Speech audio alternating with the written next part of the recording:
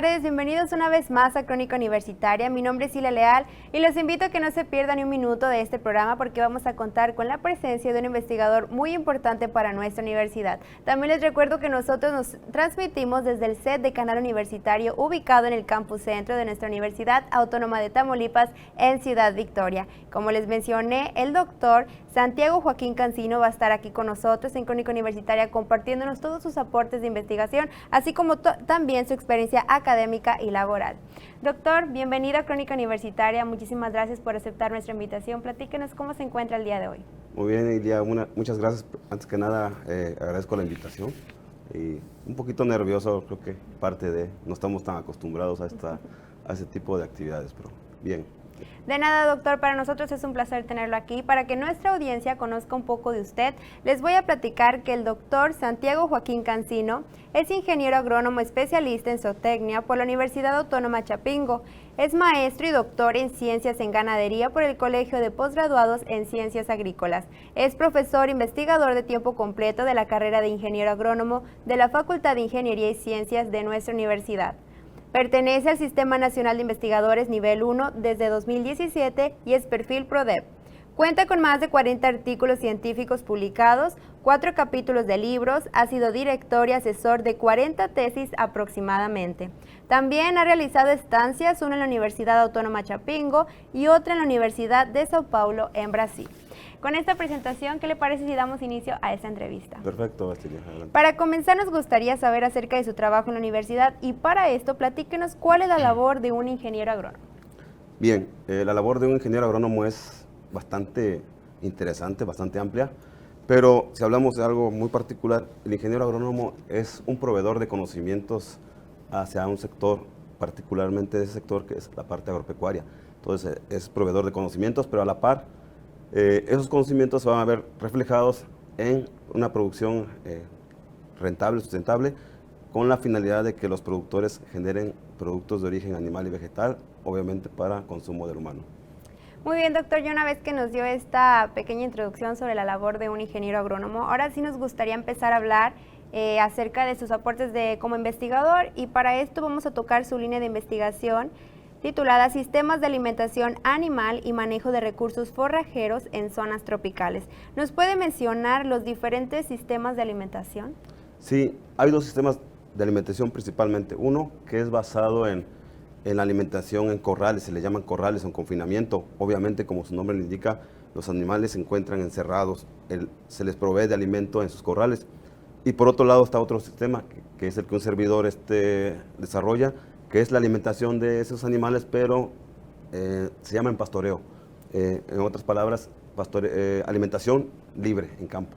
Bien, doctor, ya una vez que nos mencionó el sistema de alimentación que usted maneja, ¿para qué tipo de animales lo trabaja?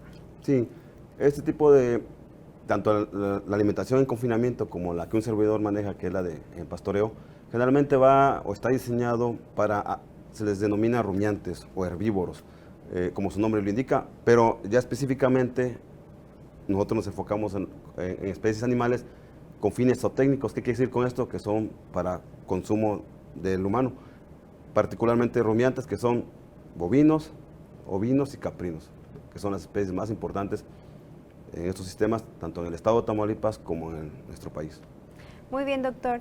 ¿Qué tipo de forraje se da en las zonas tropicales y en qué parte de nuestro estado se localiza esta zona? Sí, bien. Generalmente, como su nombre lo indica, los forrajes que se adaptan a las zonas tropicales son con condiciones muy particulares, en donde es humedad relativa alta, un poquito más de precipitación, temperaturas elevadas. Entonces, en el estado de Tamaulipas, estas regiones las vamos a encontrar en lo que es la región Mante, principalmente región Mante, y más es al sur, que la región sur, que comprende a otros municipios. Entonces, esas son las condiciones más tropicales del estado de Tamaulipas. Muy bien. Doctor, ¿por qué la alimentación se considera una de las principales dificultades ganaderas? Sí, bien. Generalmente, más bien la alimentación representa el 70-80% de los costos de producción. ¿Qué quiere decir con esto? Que es donde más se invierte en los sistemas productivos ganaderos. Entonces, un servidor junto con otros profesores nos enfocamos en la alimentación porque creemos que ahí es donde está la parte más importante o donde genera más costos. Y entonces, y dentro de estos sistemas de alimentación, lo más barato es lo que un servidor propone, la alimentación en pastoreo, lo que comúnmente hacen los ganaderos. Muy bien, doctor. Hasta este momento ya nos habló acerca de lo que hace un ingeniero agrónomo. Ya empezamos a tocar temas acerca de sus aportes de investigación. Ya es momento de irnos a nuestro primer corte. Vamos a invitar a la audiencia a que se quede porque vamos a continuar con este tema sobre los forrajes como alimentación. Así que invitamos a la audiencia que se quede con nosotros y también aproveche este momento para invitarlos a que nos sigan en nuestras redes sociales. Recuerden que nosotros nos encontramos en Facebook, en TikTok, en Twitter, en Instagram y también en nuestro canal de YouTube. Recuerde que nuestro nombre de usuario es Tu Canal Universitario. Quédese con nosotros que ya volvemos.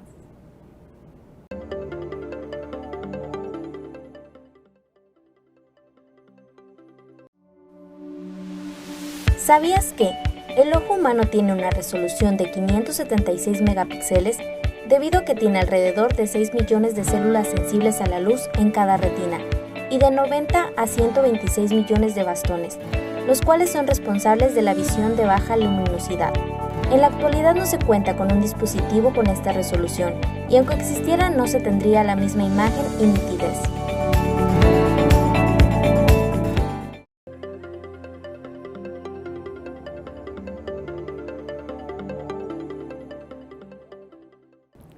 Ya estamos de regreso aquí en Crónica Universitaria. Les recuerdo que seguimos en entrevista con nuestro investigador de la Universidad Autónoma de Tamaulipas.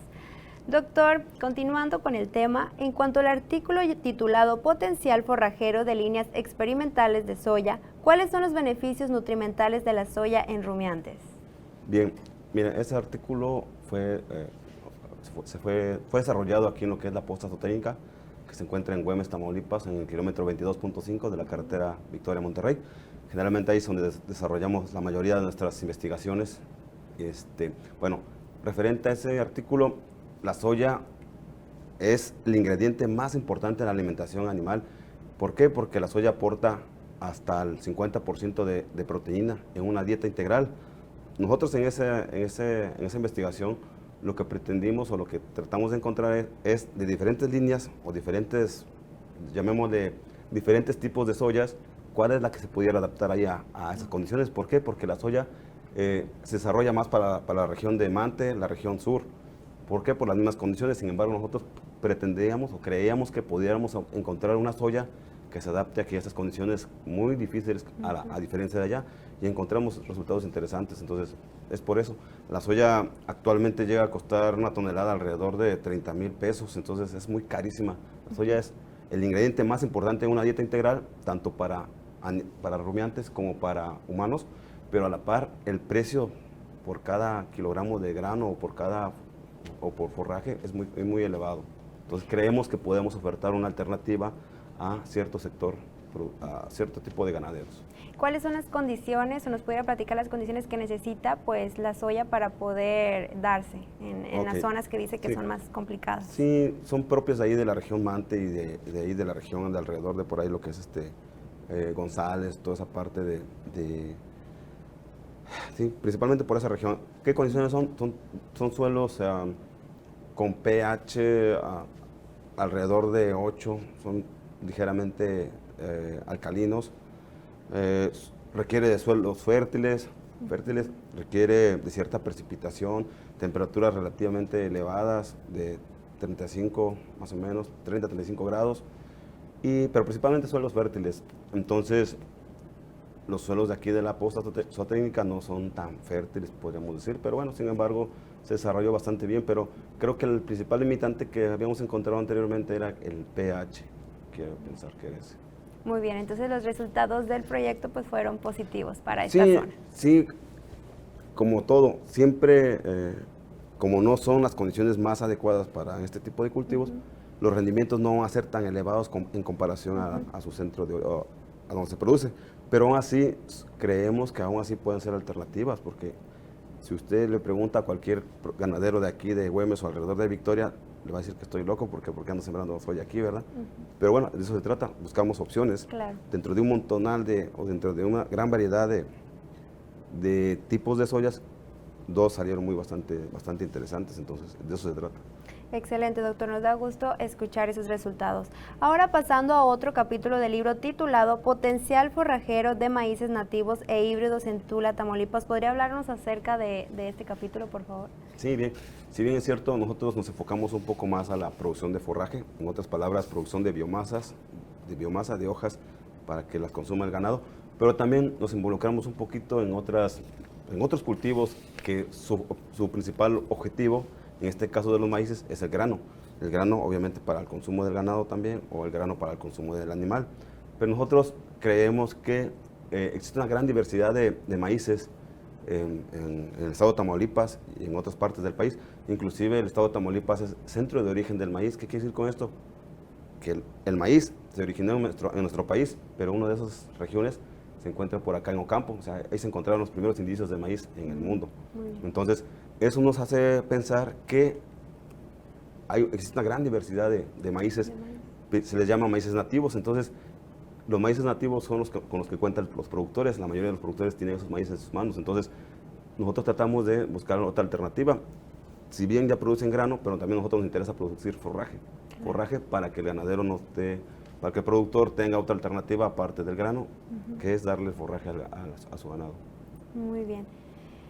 En cuanto a su artículo titulado Rendimiento y digestibilidad de forraje de cultivares de Eurocloa spp a 3 edades de rebrote en épocas de lluvias y seca, ¿nos puede hablar acerca de esta planta? Sí, bueno, ahí cuando hablo del género Eurocloa me refiero a que a nivel taxonómico, a nivel botánico, el género Eurocloa comprende diversos tipos de pastos, ¿sí? Se encuentran varios, se encuentra ahí pasto mulato 2, pasto caimán, cobra, insurgentes, araes, Toledo, mabuno, una infinidad de pastos. Todos ellos están agrupados dentro de este género.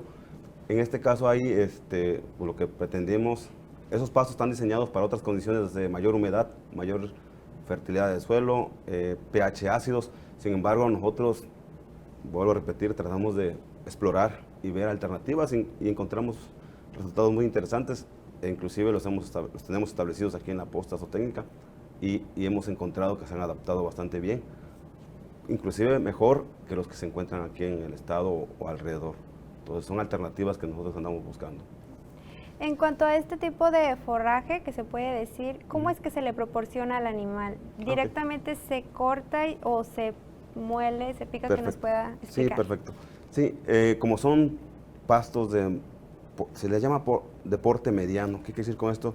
Andan alrededor máximo de 60 centímetros de altura. Entonces, algunos se pueden cortar y dárselos al ganado en corral, pero lo más conveniente, creo yo, y siempre es la recomendación, tratar de hacer o de complementar lo que el productor, el ganadero comúnmente hace. ¿Qué es lo que hace el ganadero comúnmente aquí en el estado de Tamaulipas? Tiene una área ahí de potreros y suelta el ganado ahí y que el ganado consuma directamente. Entonces, yo trato de proponer eso, que el ganado consuma directamente esos pastos ahí en la pradera. Y eso le va a ahorrar costos de producción al ganadero, porque el animal va a andar ahí pastoreando sin andarle buscando a un jornalero que lo corte. Claro. Ahora sí que va a depender de las características del productor. Inclusive hay unos que pueden aguardarlo, hacerlo pacas o ensilarlo. Son formas de conservar el forraje para épocas de sequía. Muy bien, doctor, ya nos habló de los diferentes tipos de, pues ahora sí que de pasto, se puede decir, ya nos dijo cómo lo puede consumir, bueno, ya dependiendo del ganadero. Ahora sí, platíquenos qué beneficios aporta este pasto a los animales o al ganado. Bien, estos pastos generalmente, vuelvo a repetir, no son originarios, muchos vienen de África, otros fueron de África, los llevaron a Brasil, en Brasil los mejoraron y nos los mandan a nuestro país. En nuestro país casi no hemos generado muchos de este tipo de pastos. Hay alguna empresa, de hecho, que empieza ahí a desarrollar este tipo de pastos, pero bueno, apenas es limitado. Entonces, estos pastos tienen cierta característica, como ya son mejorados, la característica más importante que tienen es el rendimiento, ahorita vamos a hablar del rendimiento, y principalmente el contenido de proteína, que son alrededor de 14%, 15%. ¿Qué quiere decir con esto? La mayoría, en términos generales, es mucho conocimiento, ¿verdad? Pero en términos generales, un animal puede requerir entre 12 y 14%. Entonces, si nosotros le damos este tipo de pastos, pudiéramos cubrir tranquilamente los requerimientos del animal y eso nos eso haría que nosotros reduzcamos costos para no andar consiguiendo otro tipo de alimentos, que es lo que el ganadero al final de cuentas le interesa, echar el dinero a su bolsa. Claro, para que el animal pues esté fuerte y tenga los carne y leche. Ajá. Eso es lo que se busca. Muy bien, doctor. En el título que mencioné hace un momento, se menciona a 3 edades de rebrote en épocas de lluvias y seca. ¿A qué se refiere? Sí, bien, el valor que dije de 14% de proteína, generalmente, bueno, un pasto o cualquier otro tipo de planta, la que sea, conforme va desarrollándose a través del tiempo, va creciendo, se va desarrollando, obviamente va perdiendo su calidad y su valor nutritivo. Entonces, nosotros, ¿qué es lo que buscamos? A 3 edades de rebrote, a la primera, que son a 4 semanas de rebrote, la calidad de este pasto, de este forraje, va a ser mayor si le dejamos pasar más tiempo. Es como nosotros vamos empezando así desarrollando, después ya vamos para abajo y empezamos a envejecer. Lo mismo, exactamente lo mismo pasa con los animales y con las plantas. Entonces, en las plantas va bajando su calidad, nutre menos al ganado. Entonces, por eso nosotros tratamos de calcular en qué momento puede el animal ingresar ahí al potrero para que coseche la mayor cantidad de forraje, para que se nutra él, sin que, sí, obviamente para que gane peso. Claro, para que obtenga lo mejor de esa planta. Muy bien, muchas gracias. En el artículo titulado Rendimiento de forraje y valor nutritivo de alfalfa a diferentes intervalos de corte, ¿nos puede decir qué es el rendimiento de forraje? Sí, ok, el rendimiento de forraje, en palabras muy sencillas, nosotros vamos ahí a una área, a una hectárea, a un potrero de X pasto, X pradera, X especie forrajera. Nosotros lo que queremos saber es cuánto está produciendo esa pradera, ese potrero. Entonces, nosotros lo determinamos de una forma. Nosotros llegamos, ponemos un cuadro ahí de 1 metro cuadrado y cosechamos, cortamos todo el forraje que se encuentra en ese metro cuadrado y a partir de ahí hacemos unos cálculos. Entonces, ¿por qué queremos saber? Con base a lo que haya de forraje en esa área, primero se estima como forraje verde, posteriormente se estima como materia seca. Entonces, nosotros queremos saber cuánto está produciendo nuestra pradera, nuestra área, para con base a ello calcular para cuántos animales me puede alimentar adecuadamente, ya sea bovinos, ovinos o caprinos. Entonces, para eso a eso se refiere el rendimiento. ¿Cuánto es la producción por kilogramos en kilogramos de ese forraje? Claro. Y en algunos casos me imagino que se da la sobrepoblación de animales y no se alcanzan a nutrir correctamente. Ese es el principal problema con los ganaderos. Claro. Como a veces no tienen ese conocimiento, a veces es más, no saben a veces ni cuánto ganado tienen. Entonces, claro, lo más común es que siempre va a tener más ganado de lo que puede darle de comer. Claro. Y debería ser al revés, o sea, tener más forraje o más alimento y darle de comer a ese ganado para que se mantenga produciendo y a la par lo que le sobre lo puede aprovechar, lo puede guardar para esas épocas que acaban de pasar. Muy bien, muchas gracias, doctor. Hasta este momento ya nos ha ampliado nuestro conocimiento sobre los temas que usted maneja en sus líneas de investigación. Es momento de irnos a nuestro segundo corte. Invitamos a la audiencia que se siga quedando aquí en Crónica Universitaria porque al volver vamos a continuar con el doctor Joaquín Cancino.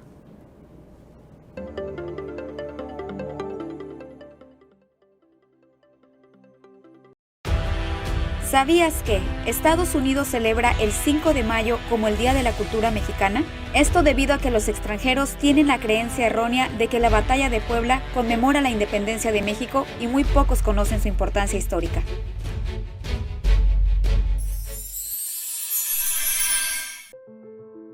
¿Sabías que Darwin definió la evolución como descendencia con modificación? La idea de que las especies cambian a lo largo del tiempo da origen a nuevas especies y comparten un ancestro común.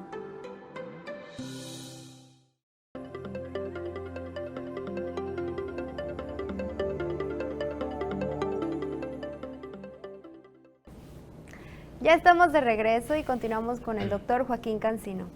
Doctor, continuando, ahora nos gustaría que nos hablara acerca de sus artículos con relación al maíz.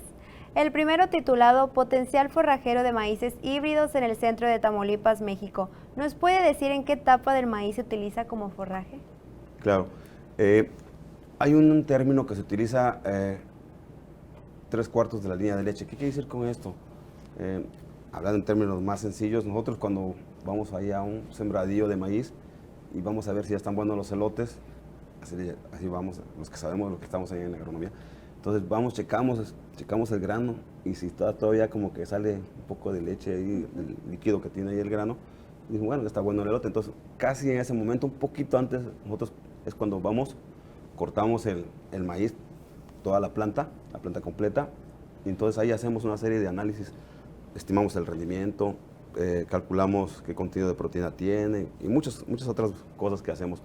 Y a la par, generalmente cuando algún productor establece un maíz con fines de alimentación del ganado, generalmente le interesa toda la planta, y entonces ¿qué le hace? Corta toda la planta, la pica para posteriormente ensilarlo, se llama ensilarlo. ¿Qué quiere decir con eso?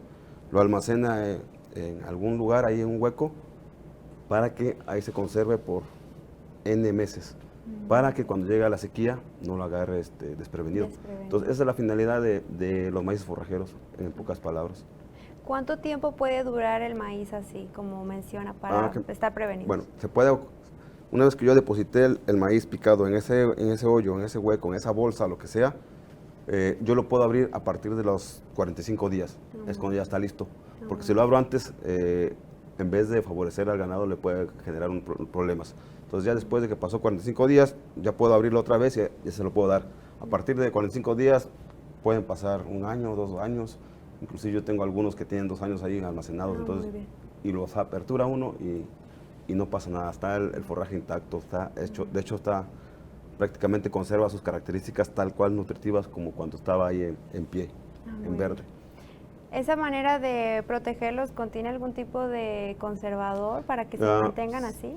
La clave del éxito cuando nosotros hablamos de conservar forraje es el tamaño del picado, debe ser no mayor a 2 centímetros, el tamaño de la partícula, y la otra punto clave es la compactación, tiene que quedar bien compactado y que no entre nada de aire, bien tapado, bien cubierto. En la actualidad ya se manejan, algunos ganaderos ya cuentan con algunos silos más sofisticados, tienen algunos, de hecho tienen ensiladoras y ensilan en bolsas negras, entonces ya más rápido, entonces compacta rápido, la amarran y ahí queda guardado el forraje. Entonces hay muchas formas. Muy bien, doctor. ¿Qué tipo de ganado prefiere este forraje?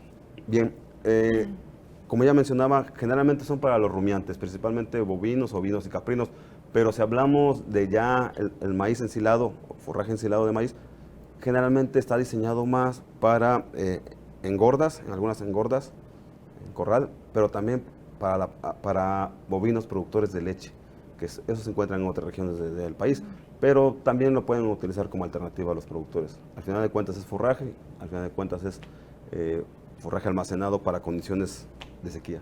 Muy bien. Doctor, ¿cuáles son los beneficios de su uso? Bueno, podemos aquí englobar en cuanto a su economía, tiempo de producción y nutrición. Ya hablamos sobre los tipos de pasto en Uroclo, bueno, los que pertenecen a ese tipo.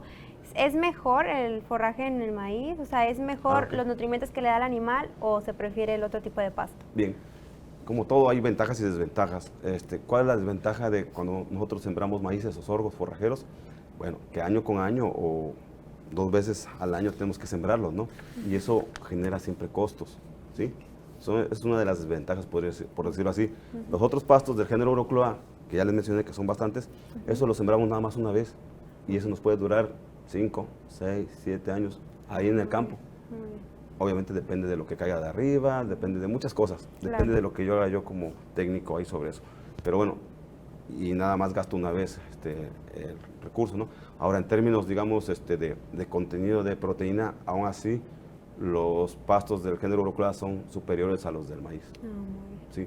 ¿Por qué? Porque el maíz no es una planta diseñada para forraje, se utiliza como alternativa, pero es más diseñada para producción de grano. El grano es el que más interesa en maíz, a diferencia de los pastos no interesa que produzcan grano, nos interesa que produzcan nada más hojas. Por eso, entonces hay una pequeña diferencia. En cuanto a su estudio titulado, doctor, Variación morfológica en Moringa oleifera Lam a diferentes densidades de población, ¿cuáles son las características de este cultivo? Sí, en los últimos, ¿qué será? 5 o 10 años, la moringa es una de las plantas que se ha hablado mucho de ello. De hecho, hay muchas investigaciones recientes sobre este cultivo. Esta planta proviene de la India, si no mal recuerdo, entonces se introdujo al país por las costas del Pacífico y creo que parte del Golfo de aquí de México. Entonces es una planta que su objetivo principal o los fines más importantes de esta planta es con fines de humanos, usos para humanos, ¿no? Entonces que se dice por ahí. Hay algunos artículos que hablan referente a la prevención de cáncer, hay algunos otros artículos que hablan como se utiliza para alimentación humana, también para, en nuestro caso, lo que pretendemos también, volvemos a lo mismo, esta planta viene de otro país, entró por otras regiones del país, entonces creemos que en el estado de Tamaulipas también se puede adaptar y ya lo corroboramos, entonces nosotros establecimos varios experimentos de este cultivo y encontramos resultados bastante importantes, obviamente con la finalidad de que pueda ser también una alternativa de alimentación para el ganado, ¿sí? Inclusive con las dos finalidades, para el consumo humano y el consumo animal. Entonces, ¿cuál es la característica más importante de esta planta? El contenido de proteína. Nosotros nos vamos sobre el contenido de proteína, claro, principalmente. Entonces, moringa puede contener en la planta hasta 30% de proteína. El ganado requiere 14, 13, 12. Entonces, está bastante elevada, ¿no? Entre otras características, o sea, también hay estudios que dicen que favorecen, o sea, es como los animales son muy similares a nosotros, o sea, bien lo nutren, pero a la par le generan otros beneficios en términos de salud. Claro. Entonces, por ahí sería el asunto con esta planta. Muy bien, doctor. En cuanto a ciclo biológico del gusano cogollero, plaga importante del maíz, ¿nos puede describir este ciclo? Sí, ahí fue una participación muy breve con esto. Hay otros profesores más expertos en este tema, en la parte de lo que es el gusano. Sin embargo, nosotros hemos ahí determinado que la parte que más ataca, bueno, primero son huevecillos, primero, y son las primeras etapas de desarrollo del maíz, que será como en los primeros 15 días, es cuando se empiezan a presentar esas larvas, esos huevecillos. Generalmente esos huevecillos ya quedan por ahí almacenados alrededor del área de cultivo, en las otras plantas. Entonces, posteriormente llegan ciertas condiciones y ese huevecillo se impregna otra vez ahí a la planta de maíz y se empieza a desarrollar en lo que es en la parte central del que se le llama cogollo, pues se llama gusano cogollero. Y se empieza a desarrollar y posteriormente se convierte en gusano como tal, y es cuando empieza a hacer su daño. ¿Cuál es el daño que provoca? Empieza a defoliar o a consumir las partes más jóvenes de la planta de maíz y con eso pues la planta ya no se desarrolla adecuadamente y eso se va a ver reflejado en el desarrollo. En caso de que algún animalito, como bueno, en este caso este tipo de gusano, se vaya en los maíces que después se le dé al ganado, ¿causaría algún daño? No, definitivamente no. Yo lo que les he dicho, el problema más importante del gusano cogollero es cuando el productor o el investigador, su objetivo es llegar a la producción de grano. ¿Por qué? Porque va a mermar en ese sentido. Pero como en mi caso, el objetivo para mí es la producción de forraje, entonces no me importa si produce mucho grano o no. O sea, a mí me sirve, pues entonces es buscar otra alternativa. Entonces no le pasa, definitivamente no pasaría nada con el ganado. ¿Por qué? Porque primero nada más, el efecto nada más es que será en el primer mes de desarrollo del cultivo, posteriormente ya desaparece, si es que no acabó con la planta, ¿verdad? Claro. Muy bien. ¿Qué procedimiento se realiza para frenar la plaga de este gusanito? Bueno, vuelvo a repetir, yo no soy muy experto en esta plaga, pero mis colegas, otros profesores de la facultad han encontrado alternativas de control biológico. ¿Qué es lo que hacen? Buscan otros depredadores, les llaman depredadores. Esos depredadores son depredadores naturales, andan por ahí alrededor, identifican al gusano y van y lo eliminan o lo consumen. Entonces, es una alternativa, depredadores naturales. Muy bien, doctor. Ya estamos casi por finalizar este programa. ¿Hay algo que desea agregar a algún tema ya tratado anteriormente o algún consejo para aquellos quienes estén interesados en estudiar en la facultad o bueno, en algún tema de su línea de investigación? Sí, bien, o sea, pues seguir difundiendo un poco este conocimiento. Nos hace falta mucho hacer hincapié o visitar productores. También hago la invitación que nos puedan visitar ahí valga la redundancia, en la posta zootécnica que se encuentra en el kilómetro 22.5 de la carretera Ciudad Victoria Monterrey. Y también la invitación para los jóvenes que en los últimos años a veces se les hace muy pesado estudiar agronomía, entonces creo yo que no es nada del otro mundo. Antes de irnos, doctora, ya que mencionó dónde se encuentra la posta zootécnica, platica a la audiencia qué se puede encontrar ahí. Bien, ahí actualmente tenemos praderas de pasto del género Urocloa, particularmente del género de pasto mulato 2 y pasto maguno. Tenemos una extensión ya más o menos. Tenemos otro pasto que se llama pasto Tifton 85, también es una buena extensión. Ahí es donde se alimentan los borregos en pastoreo. Y estamos próximos a sembrar en estos días soya, unas diferentes líneas de soya, otras nuevas también, junto con las que ya hemos sembrado. Y tenemos pensado también sembrar 13 materiales o variedades o líneas de sorgo, que también hemos encontrado bastantes resultados. Eso aún no lo publico, pero estamos próximos a publicar. Hemos sembrado otra avena forrajera, también apenas voy a liberar los resultados.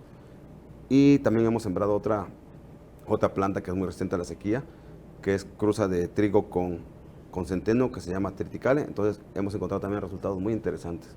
Es lo que podemos encontrar en la posta. Muy bien, muchas gracias, doctor. Pues para quienes estén interesados, ya les comentó el doctor dónde pueden encontrar la posta zootécnica, y si les interesa el tema, acercarse y ahí pueden escuchar a los expertos acerca de todo lo que se hace ahí. Aprovechando, doctor, antes de irnos, muchísimas gracias por aceptar nuevamente, le repito, por aceptar nuestra invitación. Tiene las puertas abiertas para volver cuando guste, compartirnos pues los resultados de algún otro proyecto que esté realizando. Igualmente, compañeros de la posta o compañeros de la facultad tienen las puertas abiertas para venir pues ahora sí que a compartirnos a nosotros y a todos aquellos que nos ven en casa, pues sobre lo que ustedes realizan. Perfecto, Ilia, muchas gracias y tomar en cuenta la invitación. De nada, doctor. También, pues antes de irnos, agradezco a toda la audiencia que se quedó con nosotros hasta este momento, invitándolos hasta la próxima transmisión de Crónica Universitaria. Mi nombre es Ira Leal y deseo que siga teniendo una excelente tarde.